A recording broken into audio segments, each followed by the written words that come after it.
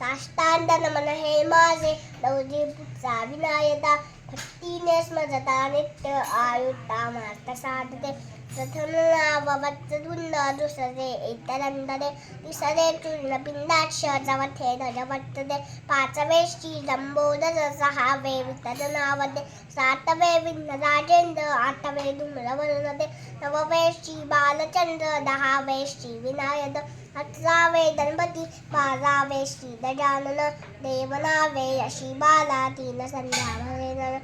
भीती नसे त्याला प्रभो तू सर्वसिद्धी विद्यार्थ्याला मिळे विद्या धनार्थ्याला मिळे धन पुत्राला मिळे पुत्र मुख्यार्थ्याला मिळे गती जपता गणपती स्तोत्र 6 मासात